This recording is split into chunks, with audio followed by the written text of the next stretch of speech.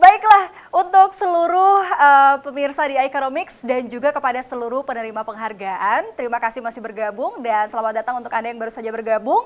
Dan kita ingin mengetahui seperti apa riset yang dilakukan oleh di Economics, lalu juga seperti apa parameternya dan juga kriteria penilaian sehingga muncul nama-nama perusahaan maupun brand maupun PR person pada hari ini yang akan menerima penghargaan secara langsung. Nah, untuk itu kita akan mengetahui seperti apa risetnya yang telah dilakukan ataupun telah dilewati oleh The Economics bersama dengan Research Director Economics. Langsung saja, sudah hadir di tengah-tengah kita Bapak Alex Mulya.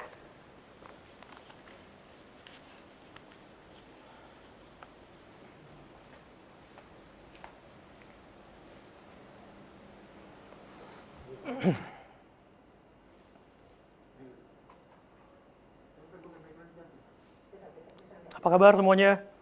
Yang saya hormati Pak Joni, Pak Rohanuddin, dan juga teman saya Pak Agung. Thank you for your contribution in this event.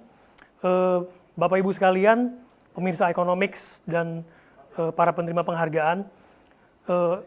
Riset ini kita lakukan sejak pertengahan Maret sampai awal April ya, di mana pada saat itu sudah mulai terdengar gema mengenai gawatnya COVID-19. Kita tahu bahwa Italy, dulu semua orang berpikir bahwa mungkin kejadian ini hanya akan di China, tetapi kemudian merambat ke Italy dan kondisinya sedemikian luar biasa mengkhawatirkan. Kita tadi berpikir bahwa mungkin award ini tidak akan kita adakan pada bulan Mei sampai Juni, dan kita nggak tahu sampai berapa lama. Namun kita punya keyakinan bahwa masyarakat kita memiliki kemampuan untuk bounce back yang baik, dan juga pasti pemerintah tidak tinggal diam, dan juga masyarakat global akan bekerja sama untuk segera memecahkan masalah ini. Maka dari itu kita tetap menyelenggarakan event ini sesuai dengan rencana. Nah, dari sisi PR, seperti dikatakan tadi oleh Mas Agung bahwa PR itu bukan cuma bekerja secara reaktif, justru pada saat seperti ini PR harus terlihat kreatif dan juga harus bisa memanfaatkan resources yang ada. Dana terbatas, media semakin mahal, dan juga kita tidak memiliki tim produksi yang bisa standby setiap saat. Semua harus melakukan do it yourself, bahkan do it from home. Nah, di saat-saat seperti ini PR harus benar-benar mengasah kreativitasnya dan juga bisa menciptakan news yang positif untuk mengimbangi berbagai banyak news negatif yang beredar di luar sana. Kita tahu bahwa media hidup banyak dengan mengandalkan news negatif. News negatif itu 2,5 kali lebih menarik dibandingkan sebuah news yang positif. Nah, tapi pada saat seperti ini, pada saat begitu banyak keputusasaan di mana-mana, kita yang harus banyak menyuarakan hal-hal yang bersifat positif. Saya ingin memperlihatkan parameter-parameter yang kita pergunakan untuk penilaian Corporate Branding PR Award. Kenapa kita namakan Corporate Branding PR Award? Karena menurut kita PR yang efektif, PR yang berhasil adalah PR yang berhasil menciptakan corporate brand equity. Kita tidak berpikir terlalu jauh. Sebuah PR itu bisa membantu penjualan, yes, towards certain extent memang PR bisa membantu penjualan, tetapi ada 2 step yang harus dilakukan sebelum itu. Yang pertama adalah menciptakan corporate brand equity terlebih dahulu, karena dengan corporate brand equity maka bisa menciptakan produk brand equity. Silakan presentasinya.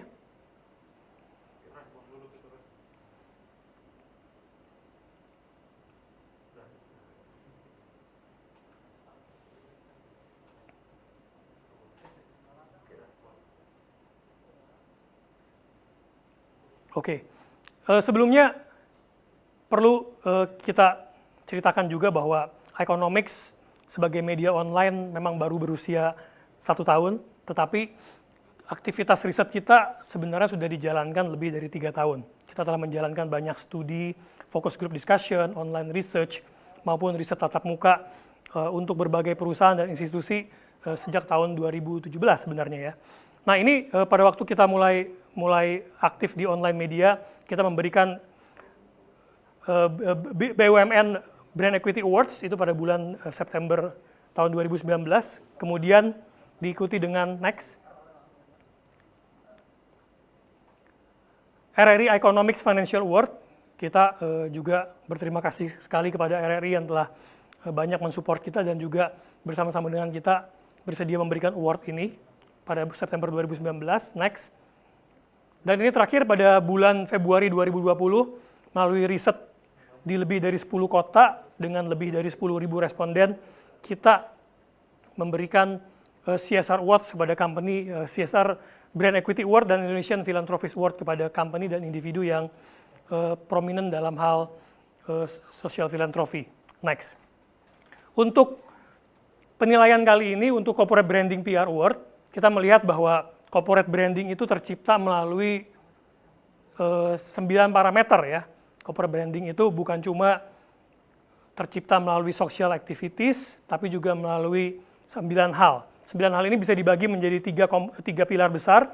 Yang pertama adalah komersial pilar, yaitu seberapa jauh perusahaan itu dipersepsi bisa menciptakan produk yang bagus ya, memiliki aspek-aspek komersial ya. Apakah produknya bagus?